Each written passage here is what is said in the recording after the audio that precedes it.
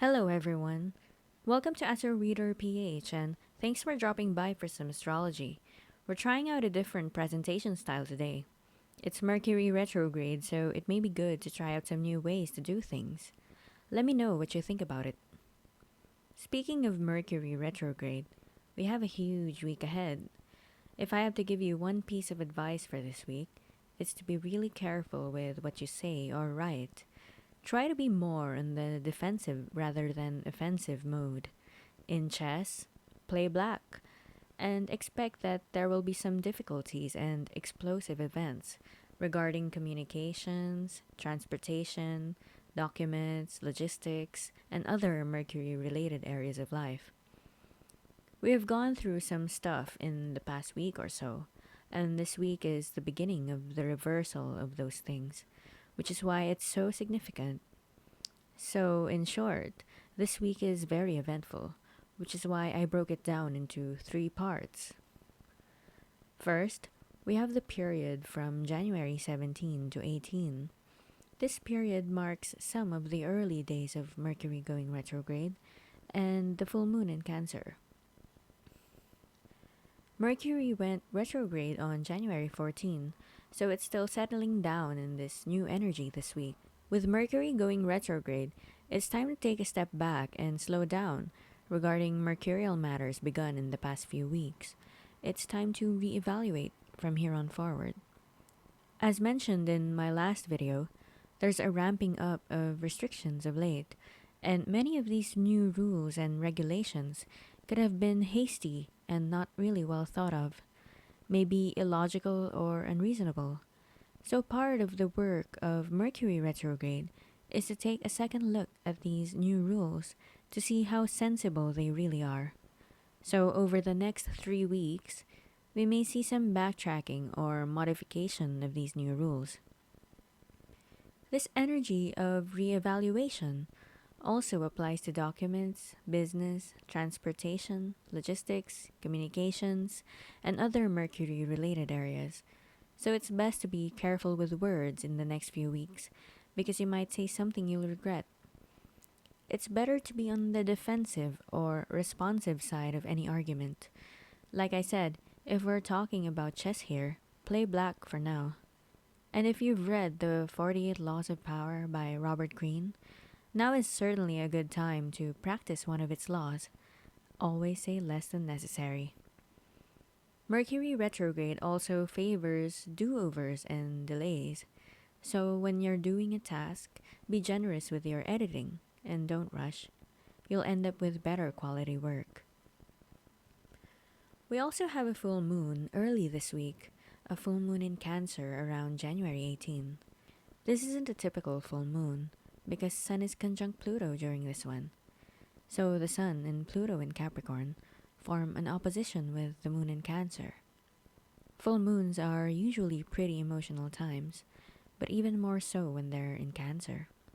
So you could be feeling a little emotional during this period. Cancer is also really concerned with security, so you could be cooped up at home during this time or spending time with family or loved ones. This can be a time when we let go of professional matters and tend to our personal concerns for the meantime. The opposition with Sun and Pluto in Capricorn can lead to some power struggles with authorities, but the full moon in Cancer is quite powerful, so it might lead to some sort of stalemate. Privacy and other personal rights can be huge issues during this time. So, coupled with Mercury retrograde, be careful what you say or reveal to others. Right after the full moon, we'll also have the Sun go void of course until January 20. When the Sun goes void, we could feel a loss of vitality or enjoyment in life. Watch your health. As usual, when planets go void, it's best not to start new things like major projects, but mindless experimentation can be rewarding. Check out my video on void of course moons for more information about void planets.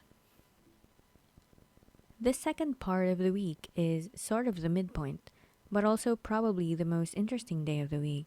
It's sort of like a pivot point because there are two major developments on this day. The exact time depends on where you live. It could even be on January 18 for you, like if you live in the more western areas. Anyway, these are long-term transits, so the effects will be gradual. The first development on this day is that Uranus in Taurus finally turns direct. I consider this a pretty big deal. If you've watched my past few videos, then you may recall how we talked about Uranus stationary retrograde and how it's causing all this restriction recently. In addition to this, Uranus is also the apex of a T-square with Moon and Saturn, so this empowers Uranus in the extreme. As we always say, the apex planet in a T-square takes charge of everything. It becomes dominant because of all the energy it's getting. Uranus rules the collective, so there may be a public outcry for more freedom during this time.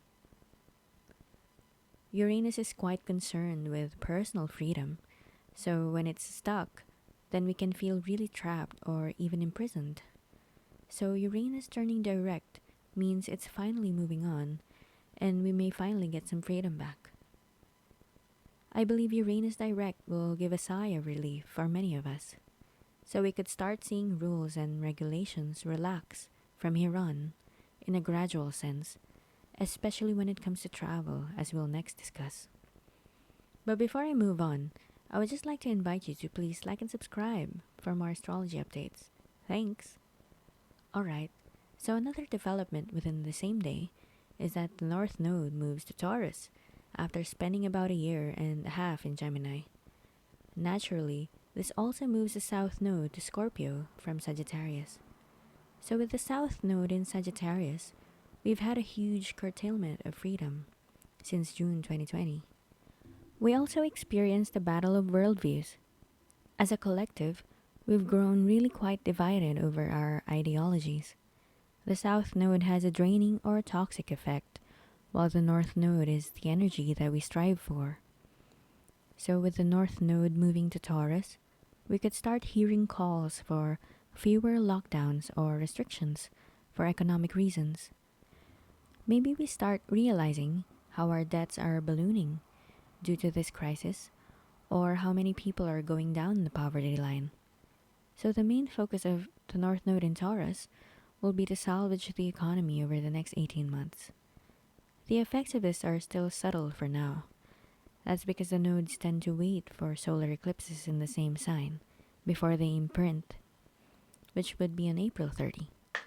So it's still some ways to go. But as early as January 19, we'll start seeing this energy settled in. Finally, we reach the last portion of the week, but it's certainly not the least. First off, the Sun moves into Aquarius on January 20 after spending about a month in Capricorn. This will shift some power and focus away from authorities towards the collective, the people. So this could mark the beginning of some checks and balances in authorities and institutions, like the government. The downside here is that Aquarius energy can be quite opposed to people who stand out and move against the crowd. Aquarius wants equality, so there could be a strong energy for groupthink. The needs of the many going against the needs of the few. The collective will also have a stronger say on things. They may be able to dictate upon their leaders. Vox Populi, Vox Dei. And this is unlikely to go smoothly as Mercury goes combust around this time as well. When a planet goes combust, it goes on overdrive. It can go haywire. So Mercury Combust is like an explosion of Mercury energy. And let's not forget that this Mercury is retrograde. So really, we have a heavily debilitated Mercury this week. Let's recall that this Mercury retrograde is trying to re-evaluate some things. When it goes combust, it's like this re-evaluation goes overdrive. There could be some really heated discussions, confrontations, or arguments during this time.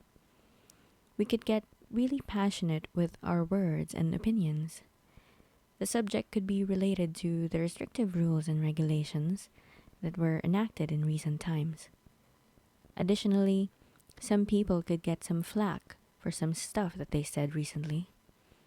Mercury rules thinking, so we could be overthinking during this time as well. There could also be an explosion of documents and errands too. So that's why I don't suggest making many moves now relating to communications, transportation, logistics, errands, business, and other Mercury related things. It's safer to stay put, so postpone if you can. Finally, we also have another T square around January 22. It's made up of Moon in Virgo, Neptune in Pisces, and Mars in Sagittarius as apex. I mentioned T squares again. In this channel, we often talk about T squares and how powerful they are, particularly the apex planet. So with this T square, Mars in Sagittarius takes the lead. And Mars in Sagittarius energy is some kind of righteous anger. Mars is forceful, passionate, spirited, direct, and energetic. And Sagittarius relates to our ideals, beliefs, and opinions, what we perceive to be right. So there will be a lot of passionate debates during this time.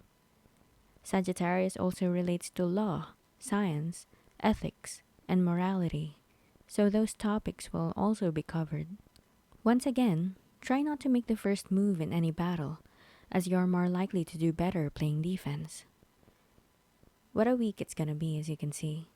But the good thing here is that this is an opportunity for undoing or reversing whatever restrictions or difficulties we've been going through since Venus went retrograde and Uranus went stationary retrograde. And as I said in past videos, we'll likely see some improvement towards the end of January as Venus joins Uranus in going direct. And that's it. Thanks for watching the astrology of the week of January 17 to 23 for all signs. Please like and subscribe if you like this. Thanks.